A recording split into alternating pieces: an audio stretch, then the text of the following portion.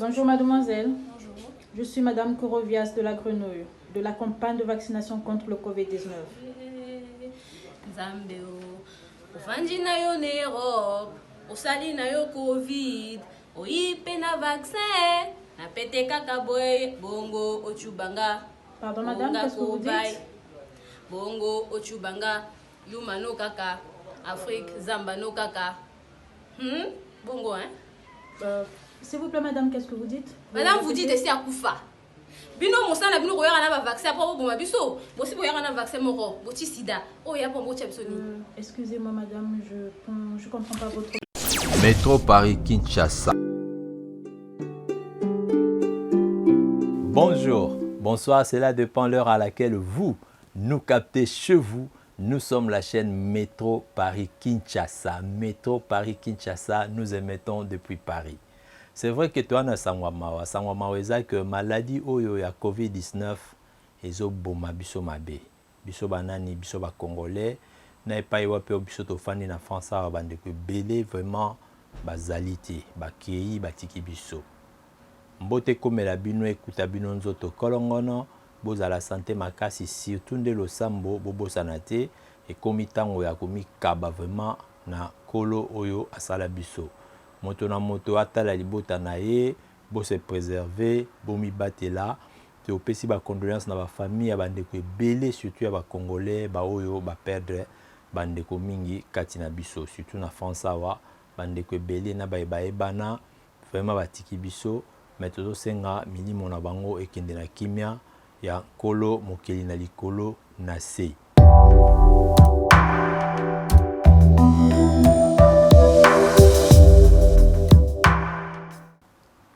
Toyekoloba lelo likambo na vaccin. Émission na biso kobo lelo tozongi biso poto beta c'était kota bien pambate tolobayi ke ba Congolais belé tosima la main dans la main to meko solo la ka muke to meko partager ka makaniso to na mitu pour que ndeko atteindre mokoto mosusu oaza na kati ya ba faire oaza na kati ya ko kambamboka o passa la musala songolo to pakala na konyo so ali pour qu'ensemble biso nyos to changer quand même façon na biso ko monde na to changer mentalité to changer ba comportement pour mbongo yo ko simba wana ya l'état eza mbongo esengele sunga bandeko ebele. Donc tous senga ensemble, ce n'est pas que tous aka pour nous critiquer, non. Biso critique na biso positive ko luka ndenge nini ko bimisa na kati na biso bato na sikande to benga wana kobo, c'est-à-dire de nouvelles personnes. Te ko lo balikambo vaccin. C'est vrai que maladie oyo ezo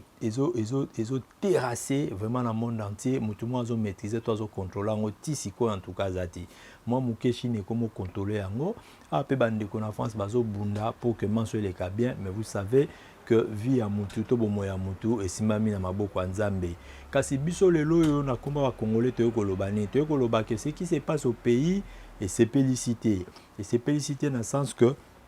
toi na docteur Munene, toi na professeur Munene, docteur Muyembe, yé en tout cas moto yo et pas wapi na ba konzi na bato ya se na population na bande konyo so bisa to ali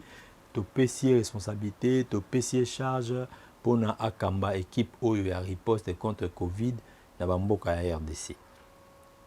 Mais il s'est fait que moi ba nungu echotambola pe moi changement ya maloba nde ba benga ngona français lokwa moi rétropédalage et salama na côté ya docteur nde moni boti makelele pona nini ndeko aloba ki makamusu liboso et puis ndeko na sima nango lokwa bato baza moto ya kosakana te bato baza chaud parce que tito vana na libanda bo emite mamakanisi nyoso ezaka na mboka oyebi que on est mieux que chez soi donc moto moka kosa makate faut ba ngo bandeko nyoso to ba libanda mboka boka nzate ke baria ale babosa na mboka non moto nyoso aza libanda mboka makanisi na ezaka na mboka po ebelele bazwa ki avion baba ba ke ko luka donc moto akenda ko luka pour un jour asa nini azonga yango wana moni bato so ba libanda toujours kotuna boni kuna suka sanza kotinda mo ba quelque chose et sunga famille et sunga bandeko selon moto na ba responsabilité na ba devoir azana ngo na ba charge.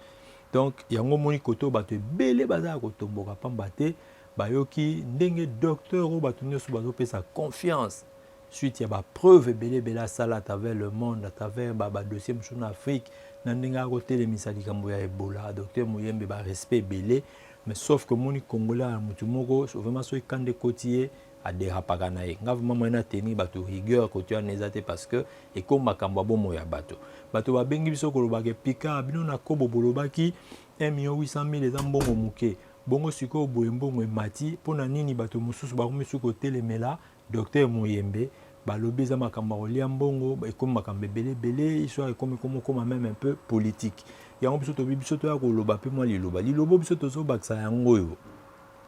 docteur Muyembe c'est un éminent docteur à niveau na ye mais oyo nde ya pasi mpe maoyali que ntango bomoni sikoyo scientifique akomi obongola maloba sur une question oyo eza question moko ya kosaka nango te oyo eza likambo ya santé publique omoni place wana nde bandeko vraiment baapprécier te place wana nde bandeko mpenza basepeli te ndeko Muyembe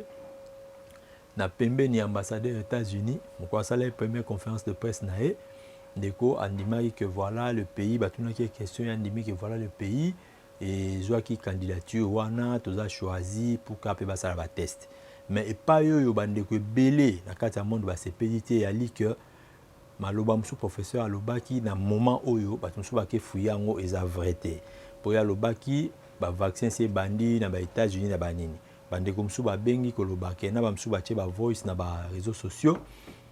ke non biso toza na États-Unis donc bandeko wana bakongolais baa na États-Unis me bamoni te na état nini wana bakomi deya kopesa bavaccin donc du coup epesi bakongolais mpe kanda kotala lokola ke na niveau ya docteur mais makambo boye komokota omoni mayele soko oza nango mais soko osaleli yango bien te na milia bakongolais bakofinga yo bakomanke yo respect donc toujours yango tosenga na bato toujours batela bendele eloko yo kosala pasi ntango docteur sikoyo azongi mpo ya kokorrige wana nde moto nyonso amoni ke soit docteur alie déjà mbongo soit docteur abangaki ambassadeur américain koyeba te cop nini mpenza na kati mpona yebisi bino ke mokili ekomokende nango kaka na ndenge ya business biso moto wana na France awa basalaki reportage mobimba mpona koexplike soki pandémie eza na kati ya mboka moko épidémie dans un premier temps epuis so ekomi pandémie baassurance auprès ya banque mondiale omona biso makambo ya solo donc totala yango na batv awa France asala reportage ya kolakisa ndenge nini baassurance egagnaka badividende donc eza lokola cop vraiment tout le monde était choqué na France c'est vrai que nakotia élément yango te mpo baélément télévision so otie na YouTube bakokale au film voilà mais bato nyonso balandaki wana bandi bazotalanga mpe bamonaki yango que il se passe des choses oyo eyali que soki baassurance wana avancé bambongo il faudrait que épidémie yango esimba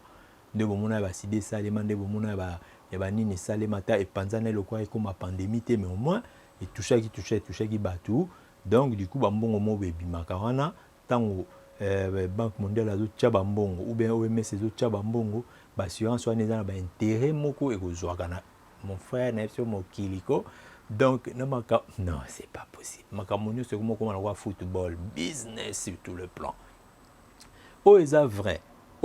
eza que voilà RDC bayote koaccepte yango na commission wana oyo elibéraka bato bambongo la Banque mondiale, surtout par rapport à Makambo. La Banque mondiale a 16 milliards en jeu pour aider plus de 76 pays. Oyoyo, ils ont les moins le plus en difficulté. Mais dans 76 pays, on a au moins 39 en Afrique, y compris le Congo RDC. Donc du coup, il fallait un bon moment pour mapper et kende ndambo na bamboko wana pour ça la face na Makambo yo tozolobela ngai na yo. Alors, ils ont le 3 ya moi to ali, ndé na otela bino document. La Banque mondiale est libérée 47 millions kopesa na Congo démocratique. Bandeko misusu ya biso ya misika basali pe banalise ba comprendre que kaka le mbongo wana ezwami ou tango accord wana signamé que mbongo wana pesami, c'est alors que le lendemain le professeur est passé pour na koloba makambo oyo ngai na yo toyebi. Soit encore le même jour oyo likambo wana mbongo wana ezwamaki, mais document ali ya mwana bozomona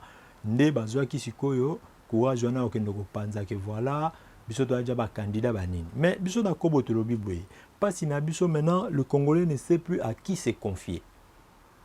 Donc le Congolais na moment oyo a évité a sa confiance na nani ba pasteur ba déceva où bazo continuer ko décevoir ba éminent professeur d'université to lobate parce que bango nde bele banaka sa politique mais boyi ba danse nini bazo binisa population ou ba binisa ki population ou encore bazo ko binisa ti sikoyo suite ya maele na bango suite à ko déranger ba lettre ko déranger ba chiffre et puis au côté mobulu na ba constitution na ba corps ezo signamé na ba makambe belé donc ba professeur d'université confiance comme mobulu tozwa siko banani ba politique wana udu ko lobati ba préparer penza ba programme na bango selon bango bino so bo voter bango so ba koti kuna ba changer ba tu ba face ba comme na bango ba to mbongo ba comme compliqué congolais a ça la confiance na nani to ebiti be chance asuka ba musicien pareil et okende bozonga boye bilongo boye masoleze belé nyosu ezanango ya ko panzate mais batu ba ko peut-être ko fana mamuke sur les scientifiques sur les minganga bato toyebi ke baswanyaka nzoto mais si vraiment eyali que mwa mbongo wana ebimi na banque mondiale et que luki susu ekende na mwa bapoche ya bato ou encore banque mondiale kosunga azosunga mpo bato balobi na biso bien bobaki 1,800,000 eza mbongo moke mais sikoyo aussi la RDC banque mondiale andimi azwa mbongo na banque mondiale bongo azongisa malembe où est le mal biso pe tobi oui mal exacté parce que tout parent responsable soit mwana comme na santa mabe akoki même que des femmes c'est ce que nous avions dit dans une de nos émissions mais seulement ici de ko beta c'était ko lobake attention ceux qui 47 millions au banque mondiale a disposé pour na RDC ezo kenena ndenga bien wana c'est bon mais si derrière les 47 millions ndebiso toyokani na bango to sel na bango deal a nini pour mon mboka na mboka ba cop ndeto ya moni tout le monde est en train de douter sur tout le monde pour moi été to miyebi to lingi ba rétro commission to lingi ba copa sima et comment na lokola moi sport mo boy sikoyo si vraiment les 47 millions et quoi na ba kesa mboka pour na makambo yo et que esala ngopé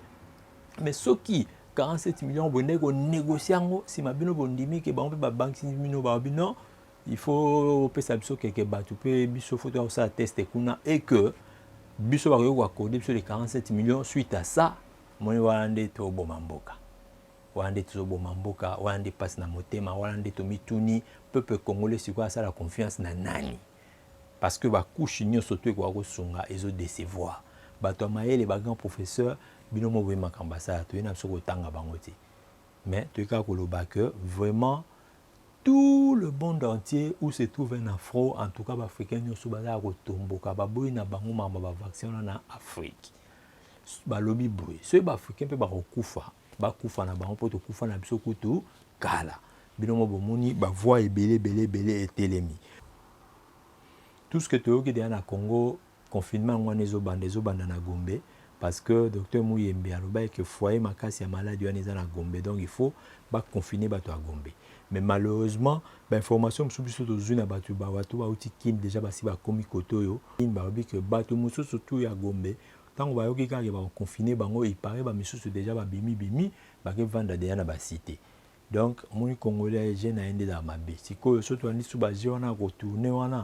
wana nde eza pasi moto aza na Gombe tikala na Gombe pour que soka za malade ba aza kuna tant 15 jours koleka et ça la moi c'est bon tout se protéger biso nyonso soki te moyen te ba badge moko boye bimi o na otiela bino wana ba badge wana ebimi pour que moto atambola nango ba yeba ke wapi auti wapi azongi wapi ngo kota na Gombe fo lakisa ngo lingo bima bino mwana ngwana mais toki badge ngo 18 000 francs congolais ah mboko ka tozolo ba ke balba na mbongo te l'état mokoni ni a osala batu don 18 000 francs congolais tant aux informations ba moto bengi na kin bato kinto tuni combien on a mbongo na ya kini kuno $10 mais bato bando somba biso to eza ofele eza na site ya gouvernement oye na ndako imprimer yango na imprimante na yo code na ordinateur pampan obimisi fait ka normal eza te o ba plastifier non kolwa ba midi à 14h wana nyonso nini mutu susa nga plastifier ni so ali mbongo bon eza mboka na biso to lembango te po bien mo bomoni to comme na guerre malé mena mindele bana bezo fo boto la continent wana pe to tena matoi eza schéma na bango makambo ti bandaki baba déjà il faut ba réduire population mais population bango ba moni la kaka bato Afrique parce qu'Afrique et alors na nyoso mais attention faut biso sikoyo wa kolomboka ba kolo continent pe faut to zala maele mais awa tozo tiana na bango tembe boende biso tozo sola na koba tozo bandi dia ko tiana na bango tembe de biso mon pe photo préparer déjà na sima na biso nde continent sima na biso nde bamboka bisika to uta parce que toko koma na position moko nde to kende ata c'est pas demain mais tozo kende betam dans 2 ans oyo koma moto na côté na e donc ba congolais pe faut ba que so bomoni ba to à côté ba komo zonga faut comprendre parce que na moment moko nazo mona kwa match yango e go beba après to akoyoka na kati ya journée que voilà hôtel de ville ego démentir que non et le quand tozo te kangote non ba somba te bajo na olax sabino mais après les sous bande ko ba confirmer biso te finalement bande comme sous ba somba ngo kaka donc moyen ya ko comprendre qu'est-ce qui se passe ezalité nazo tiela bino maloba ande ko moka aux États-Unis oyo yoye pe pona ya contredire docteur Muyembe non c'est pas vrai il y a aux États-Unis à moniter ou pas et Trump a déclaré que dans tel état babandi de ko sala ba test to landae pe na banzi to kabanawana. Bonjour mes chers compatriotes congolais. Je m'appelle Freddy, Nazo pour intervenir dans Audio Oyo en rapport avec la récente sortie de Dr Muyembe au sujet à vaccin test et à vaccin contre coronavirus dans la République démocratique du Congo Mbokanabiso. Je préfère faire cet audio dans Lingala pour Toyo Kanamalam. J'ai entendu le docteur Muyembe avec affirmation, n'a démenti ou a été comporté ou bien un éclaircissement. Que vaccin wana bazo testé yango déjà na États-Unis na Chine. Moi je vis aux États-Unis. Je dis que c'est une fausse information. Pourquoi? Président Trump tous les jours na task force o ya dirijaka apesaka biso rapport ya évolution ya coronavirus na ba mécanisme nyoso bazozwa pour lutter contre la maladie là. On n'a pas encore parlé contre la propos ya docteur Muyembe. Ils habilité aux États-Unis à l'instar ya FDA et CDC, ils n'en parlent même pas. Voilà. Docteur Muyembe avec courage, avec audace, avec affirmation, azoloba que vaccin wana basi babandi ko tester aux États-Unis. Docteur Muyembe, moi je vais vous poser 3 questions. La première, ayebisa biso na ville ni États-Unis, na état ni États-Unis, combien de personnes ont été testées et quels ont été les résultats à test wana. C'est ça. Donc pas si na monté, mais c'est vrai zaman moulaye au diango mais les gens ba comme kota doute, les gens moi bandi meate parce que ba mboko yo professeur Tangi au docteur Muyemba Tangi batu bafanda ape kuna. Mais les gens ne voient pas wapi vaccin et bandi ba ko tester tout ça. Pas si mingi na monté, mais vraiment Congo tu éviter nous allons compter sur qui awa to fingi mututé mais opesaka pasi poso lelo batu na réseaux sociaux batomboka kité balobela likambango tembele msupe docteur azongisi te ayete ke zonga sima paloba ke non ezaka proposition ezaka docteur a changé maloba et le quand ndem ça la pasi maintenant nous nous demandons le Congolais en tant que peuple à compter na nani. Métro Paris Kinshasa.